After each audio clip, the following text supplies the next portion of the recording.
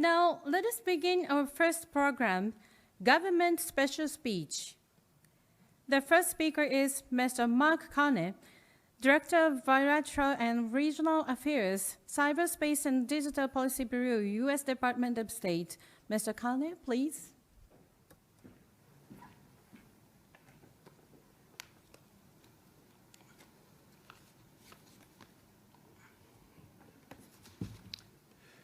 Good afternoon to all of you and to all of you who are joining us virtually.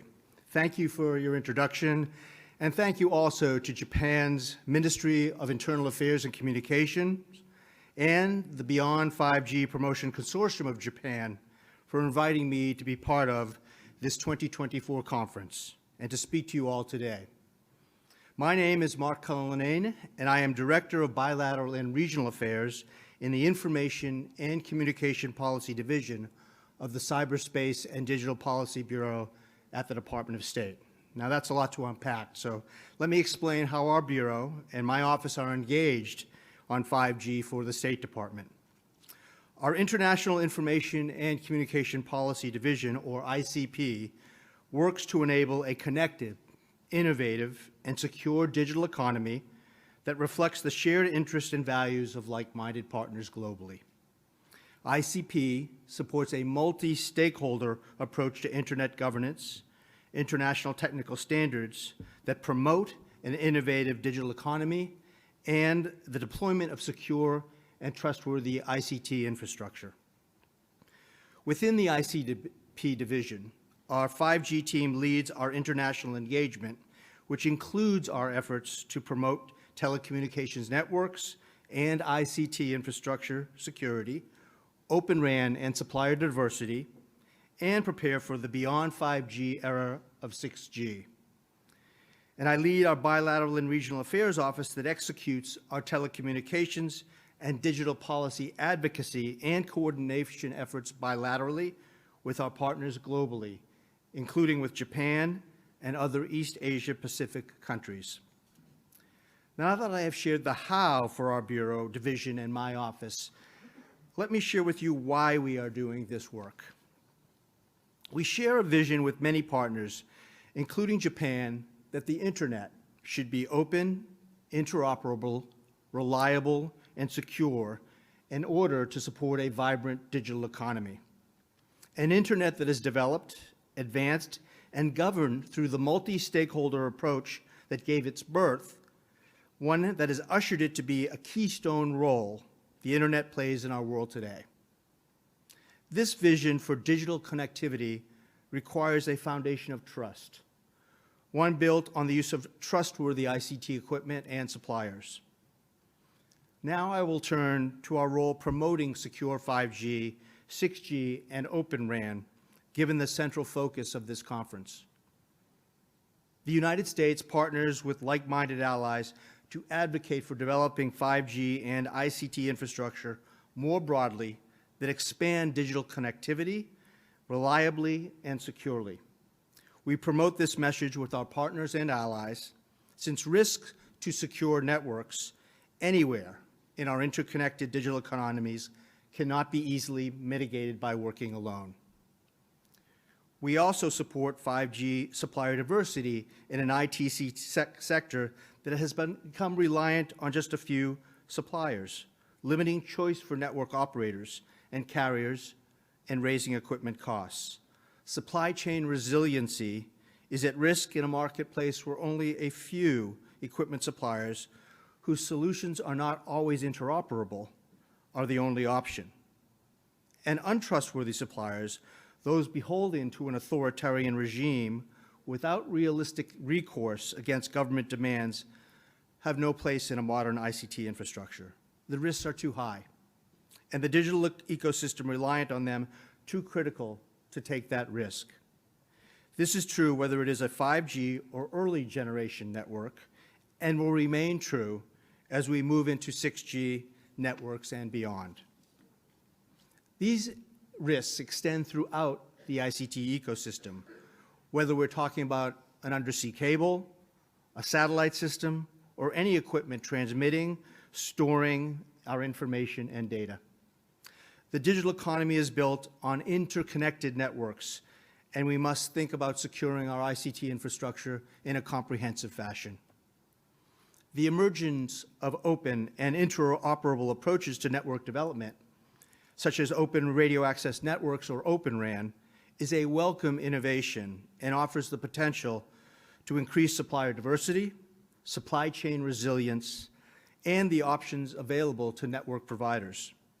It is part of the same natural evolution we have seen digital economy technology take for decades, from bespoke and proprietary to commercial, off-the-shelf, and interoperable. Open RAN was demanded by network operators and opened the door to new market entrants who can now focus on their individual, innovative offerings. For these reasons, companies from around the world are helping lead this globally driven innovation, both in the Asia-Pacific region and globally. In June of 2022, the State Department and the U.S. Agency for International Development, working in partnership with Japan's Ministry of Internal Affairs and Communications, and private companies from Japan, the United States, and beyond, launched the Asia Open RAN Academy in the Philippines. The Open RAN Academy represents our shared goals towards critical telecommunications that are open, transparent, and free from use of untrusted suppliers. It also recognizes the need to provide training and build capacity in the workforce to support these open and interoperable approaches to secure networks so governments and companies can hire skilled workers to build such networks. In addition, I would like to highlight my own Cyberspace and Digital Policy Bureau's series of 5G and Open RAN workshops, which we call roadshows that we've been organizing since 2022. We began with a virtual Open RAN roadshow in the Latin American region during the pandemic and have since held in-person 5G and Open RAN roadshows in India, Poland, South Africa, and most recently in Vietnam. That Vietnam roadshow marked another step forward for us as we brought together government and industry stakeholders from the Southeast Asia region countries, but also from Japan and South Korea, to give the event a broader and important regional flavor. We heard from many of the participants about their desire to build more secure networks and increase supplier diversity, but to do so in a way that respects the existing regulatory environments and in a manner that allows domestic companies to participate as well in this development. We must continue to have such meetings and discussions in order to identify the best ways to work together to support secure 5G and Open RAN, especially in countries where it can be an affordable and effective alternative. When openness and interoperability can give new, local innovators a chance to provide their solutions to the market, we all win. In this work, the United States is grateful for its many willing partners also promoting Open RAN. I would like to in particular thank Japan for its leadership on 5G and Open RAN. Japan has been a steadfast proponent of 5G security and the importance of it across the digital ecosystem. Japanese companies have been early innovators in Open RAN research and testing. The Japanese government has also advocated for and committed to funding Open RAN and advanced network technology. We greatly appreciate our bilateral partnership with Japan in these areas and more. We are also collaborating through multilateral mechanisms and to advance mutual objectives. In the US, Japan, Australia, India Quad dialogue, we have a memorandum of cooperation to partner on research and testing of 5G and Open RAN with a focus on third countries. This includes the Pacific Islands and other countries seeking to support increased digital connectivity and to close the digital divide. In particular, I'd like to highlight an Open RAN project in the Pacific Island country of Palau that the Quad Critical and Emergent Technology 5G subgroup is supporting under Japan's leadership. This project is modernizing Palau's ICT network as part of its development of the first ever Open RAN deployment in the Pacific Islands. Currently, the U.S. Trade and Development Agency is implementing a technical assistance package for the project, and its selected U.S. vendor, Widelity, has begun this week hosting a series of Open RAN technical workshops for Palau's National Communications Corporation, in which Quad governments will also participate. This project is an excellent example of what is possible for supporting secure connectivity and Open RAN in third countries through multilateral and multinational collaboration and in partnership, of course, with the private sector. We are also working closely in partnership with the European Union and the European Union's member state governments through the ongoing US-EU Trade and Technology Council to support secure 5G and to begin looking ahead to the advent of 6G. We have moved from discussing principles and positions to identifying discrete projects on which we can collaborate to support secure networks and ICT infrastructure more broadly. Many of these projects will be in third countries whose governments are seeking partnerships to build trusted telecommunication networks and subsea cables to expand and improve connectivity for their populations. We welcome hearing from any government ready to take this critical step, and we want to work with you to support growth in your digital economies. Globally, we are working with a host of partners to endorse principles for 6G. Our initial work incorporates attention to the following 6 principles. First, 6G should be based on trusted technology and protections for national and economic security. Second, 6G networks are expected to be secure, resilient, and protective of shared values. And that includes an expectation of security by design. Third, consistent with the long-standing multi-stakeholder model, 6G will be industry-led and inclusive in its standard-setting procedures. Fourth, we will encourage collaboration on research to enable open and interoperable innovations in 6G. Fifth, we will strive to realize an expectation of affordability, sustainability, and global connectivity so that all can participate in the innovation. And I note an aspiration for increased energy efficiency in networks as 6G rolls out. Finally, and sixth, attention must be given, as we all know, to spectrum and manufacturing. We hope to see 6G technologies make use of harmonized new spectrum allocations, and on the manufacturing front, we will encourage supply chain resilience through multiple software and hardware suppliers. I should also note that many of the projects that I've referenced are supported in the CDP Bureau by a digital connectivity and cybersecurity partnership that provides funding for our foreign assistance work to support secure 5G and ICT infrastructure through enabling legislation or regulations and by providing technical assistance, capacity building, and training with our partners. The CHIPS and Science Act, passed by the U.S. Congress a year and a half ago, also gives the State Department annual funding for 5 years to support secure ICT infrastructure projects in concert with our other partners. We will share more information about CHIPS Act as the process to implement it unfolds. I will close my remarks there, but want to do so by thanking again the Beyond 5G International Conference Secretariat for the invitation to speak, and to our gracious Japanese hosts for their hospitality.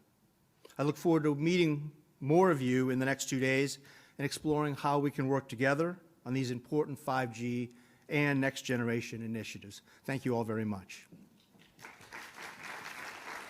Thank you very much, Mr. Carinet.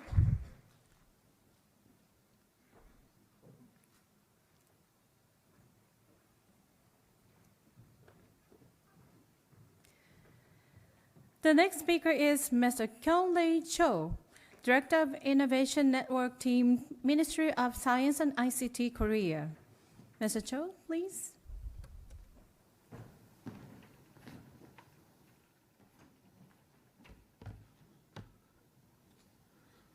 Can you show my presentation slide?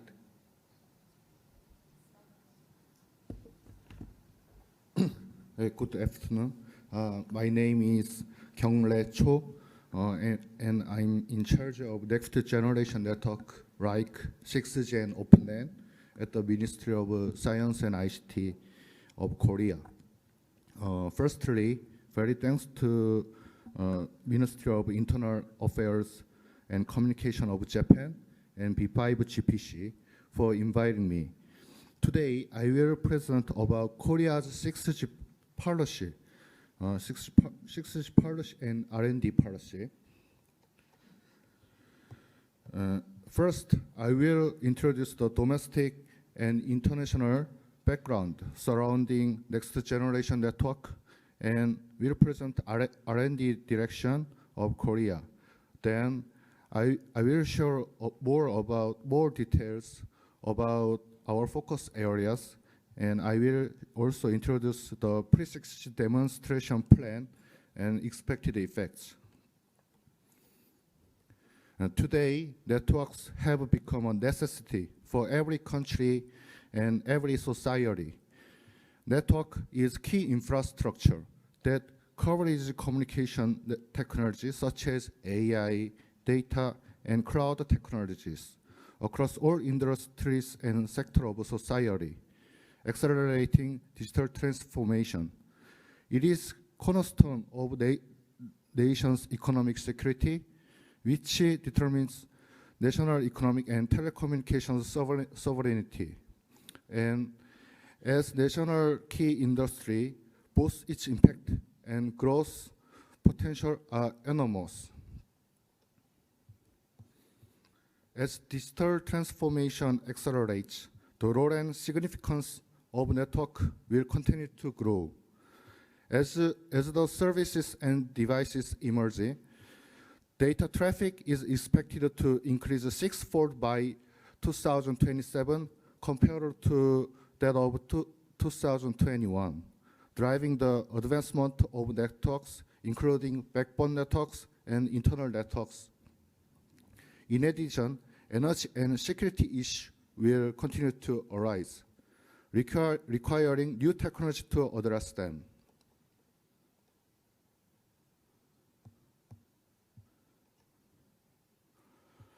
Previously, centered around hardware networks are experiencing a rapid paradigm shift toward cloud and software-centered networks.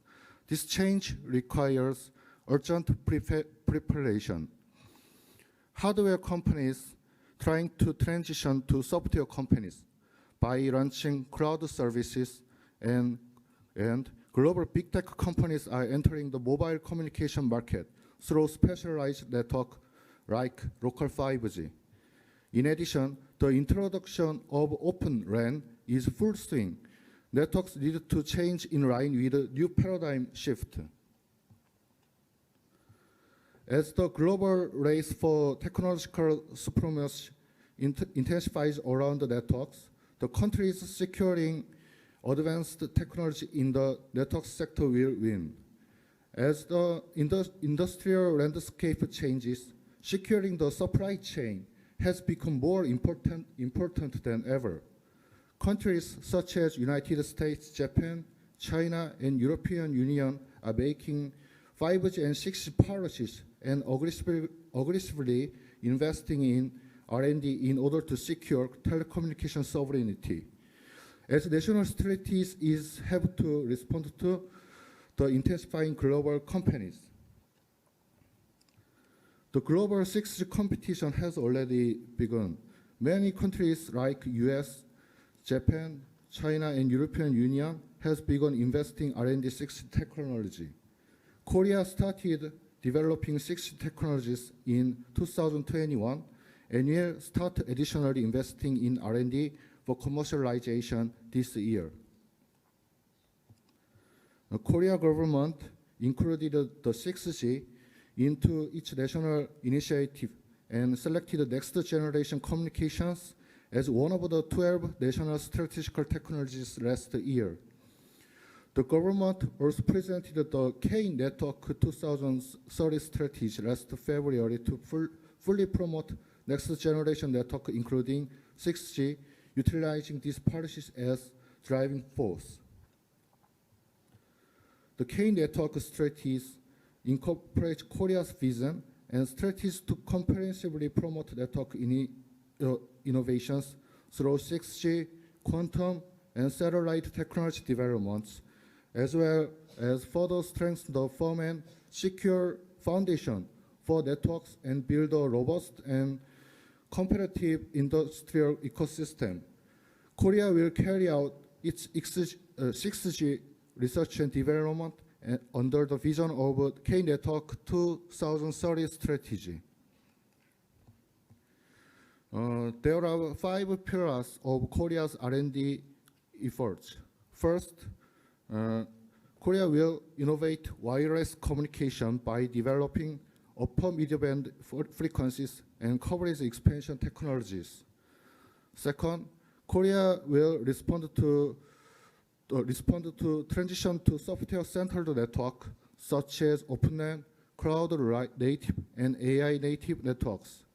Networks will play a role beyond conventional ones by using sensing technology, and also strive to save energy and secure telecommunication sovereignty by strengthening the supply chain through the development of telecommunication components and devices. To this end, we will work on R&D for the commercialization of 6G over the next 5 years, starting from this year. The R&D for the commercialization of 6G has 13 strategic technologies in 5 areas: wireless communication, mobile core network, wired network, and system and standardization. And saving energy consumption and cybersecurity will be considered in R&D progress. The total investment is $327 million in planned for the 5 years, targeting the acceleration of 6G commercialization with the pre-6G technology demonstration in 2026. Now, I will move on the details of R&D efforts. First, we will develop the upper mid-band so that the 6G can overcome the capacity limitation of the mid-band and coverage limitation of the millimeter wave. Korea plans to focus on developing upper mid-band systems, components, and terminals, and base station, as well as the technology to expand the 6G coverage. Regarding the core network sector, we will develop cloud-native core network technologies to provide high performance, high availability, and high flexibility services, as well as develop AI-native mobile network technologies for autonomous control and high-quality services.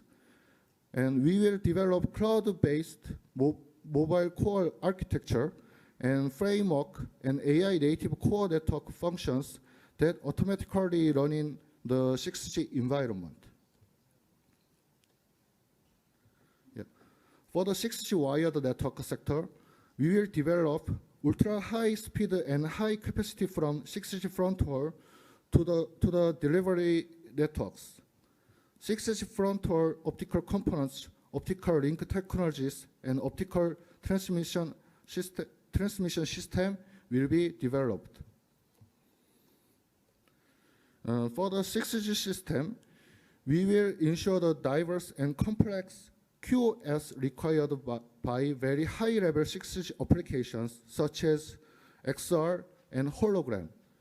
To this end, we will develop performance assurance framework technologies that enable application services and networks to work collaboratively with each other.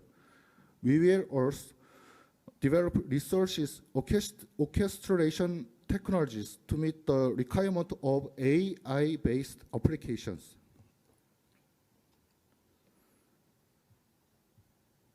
And finally, we will foster experts in standardization and secure patent related to standardization through joint activities among industry, academia, and research for standard development. Yeah. Building on the outcome of our R&D efforts in 5 areas I have described, we plan to share how we vision 6G in Korea through the pre-6G demonstration in 2026. The pre-6G demonstration will showcase our efforts around 6G and globally promote Korea's 6G vision, promoting a venue for global collaboration. We look forward to meeting many of you here at the pre-6G demonstration. Yeah, thank you for your time and attention. Thank you.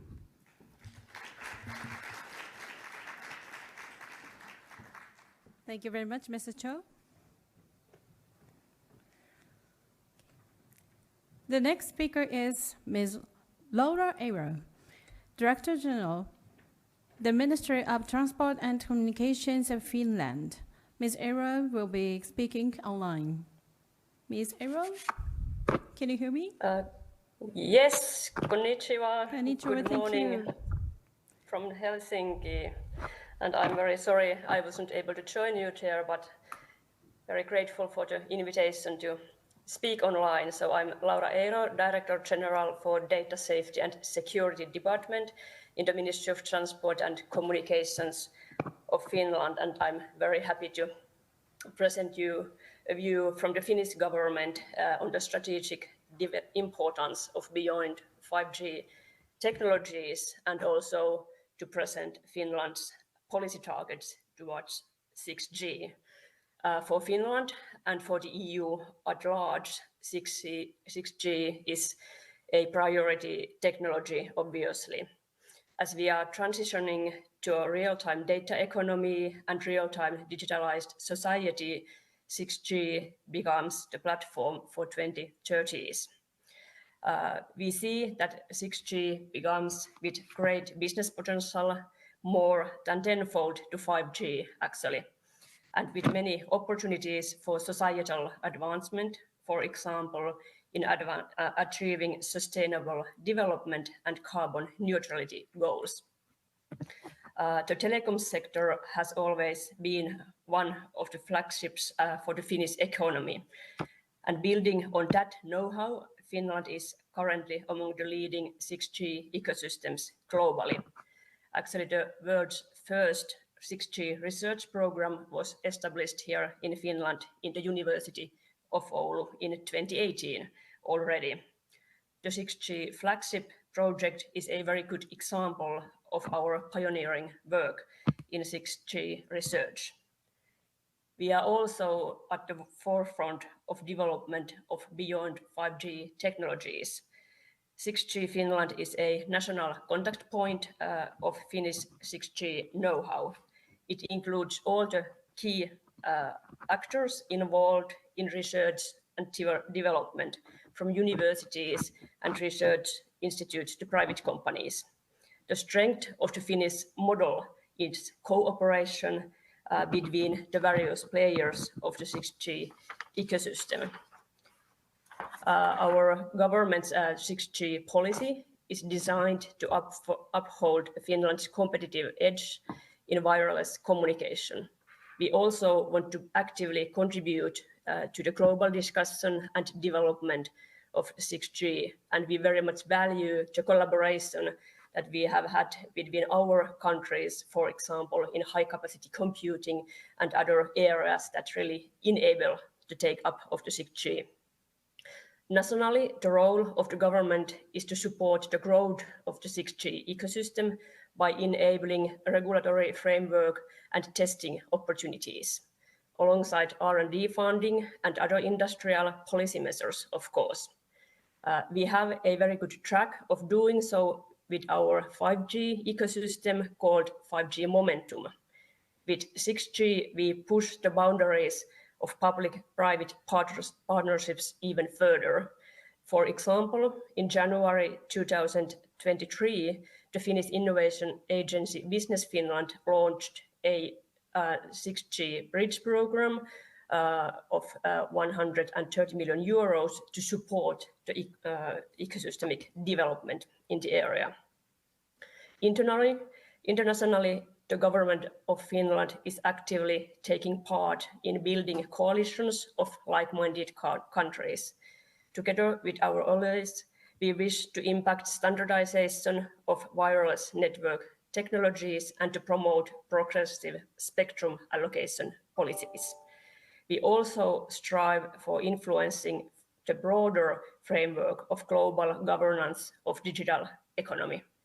As data and AI will be important building blocks for 6G technologies, we as governments need to cooperate to foster international data governance with trust and global AI steering mechanisms for secure deployment of AI in a way that makes our networks safe and trustworthy.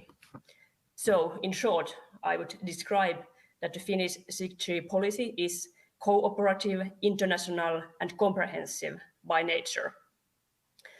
While the Finnish 6G ecosystem is doing excellent work in various aspects of international research, development, and innovation cooperation, I would like to shortly discuss the three focus areas of government policy. Those are 6G vision and standards, 6G spectrum policy, and 6G application and use cases. So firstly, 6G vision and standardization. Finland has actively participated in the making of the so-called 6G vision that was recently finalized in the ITU. It provides the overall objectives of future development and the framework for 6G standardization that is expected to accelerate from 2027 onwards. Technical performance requirements are now in the making. During this process, Finland has been and remains a strong advocate of security and sustainability considerations. As we move forward to standardization, Finland emphasizes security, sustainability, and global standards as overarching principles of 6G. Let me elaborate these areas a bit further. First principle, security and resilience, including the security by design principle. Due to automation and better monitoring of critical functions, 6G networks will foster resilience of our societies in many ways. Security challenges linked with 5G do not, however, disappear with the next generation. As a system, the 6G will become more complex and multifunctional. Open interfaces and Open RAN that will be linked with 6G enable innovation, but will also increase the threat surface. At the same time, new emerging technologies, especially quantum and AI, bring new cybersecurity threats. This calls for security by design principle in 6G standards and services development from the very start. We need to ensure cyber and information security in line with democratic values and respect for human rights. Second principle, sustainability, including environmental, economic, and societal aspects as well. Finland has a strong know-how of green ICT. We published the climate and environmental strategy for the ICT sector in 2021, which I believe is the actually first in the world. Building on this know-how, we wish to ensure that climate and energy-related considerations are key in 6G standardization. We believe that the opportunities provided by 6G technologies are central to achieving the UN Sustainable Development Goals and to solving related climate and energy efficiency challenges. Finally, as third principle, I wish to bring up the importance of global standards. Here, the ITU and other established organizations in standardization play a pivotal role. Common global standards will accelerate innovation, enable resource allocation, and bring the benefits of economies of scale. global solutions also open up possibilities for bridging digital divides with 6G technologies. To sum up, Finland wishes to ensure that sustainability, security, and human rights are all taken into account in the ongoing work towards global 6G standards. Now, as the second focus area of our government policy, I would like to move on to discuss progressive 6G spectrum policy as an ultimate business enabler.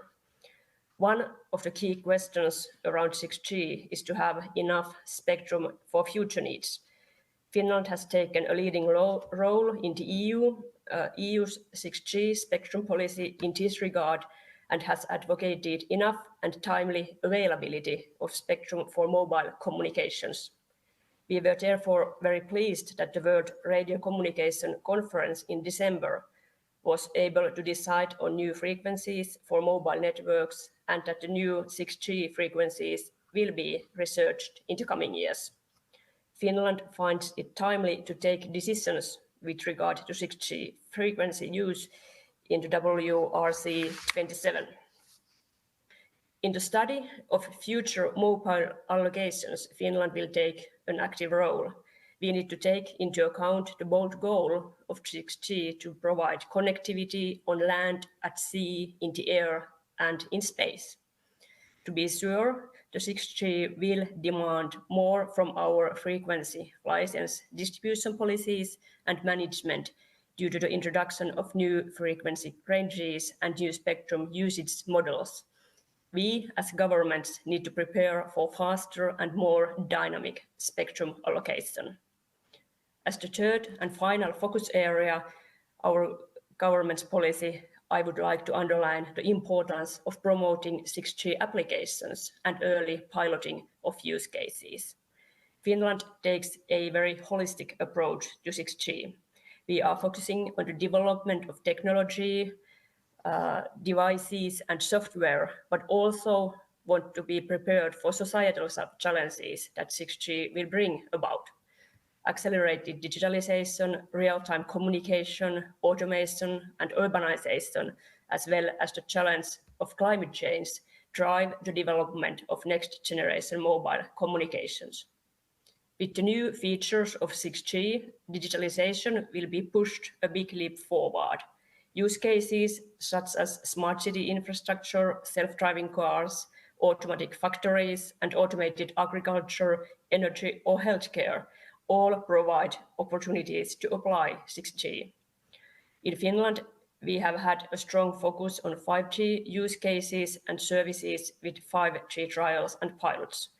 Again, as we move to the next generation, we need to step up our game to push ahead with the 6G applications in our chosen fields of business, such as defense sector and transport and logistics.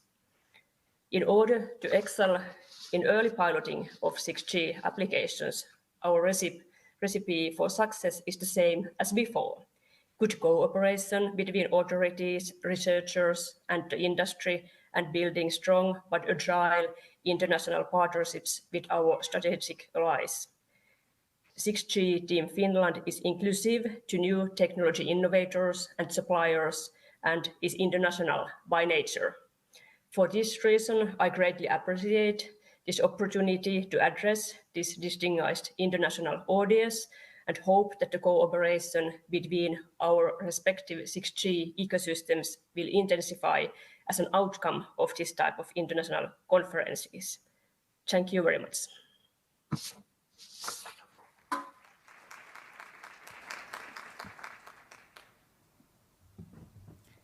Thank you very much, Ms. Eero. Thank you. The next speaker is Dr. Tina Kriver, Director General, German Federal Ministry of Education and Research, Directorate 5, Research for Technological Sovereignty and Innovation. She will deliver her presentation via video. Please.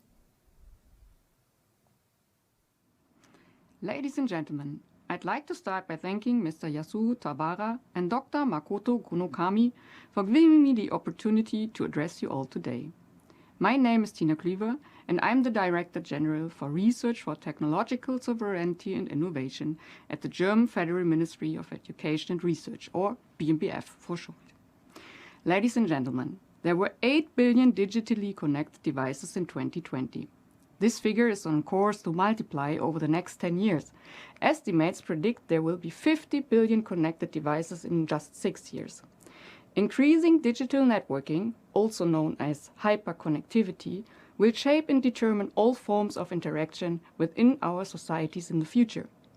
This hyperconnectivity cannot be driven by just one single technology or research area. The BMBF therefore launched a hyperconnectivity flagship initiative at the end of 2022 to take this development into account, especially the growing importance and convergence of key technologies in the field of beyond 5G and 6G. The aim of the flagship initiative is to ensure that we always put people's needs in the center of our research efforts, to take into account the economic, ecological, and social sustainability of technology development, and thirdly, to increase the resilience and security of digital systems and networks. Our research endeavors into communication systems and IT security form the nucleus of our flagship initiative. We are already seeing a relevant technological convergence here.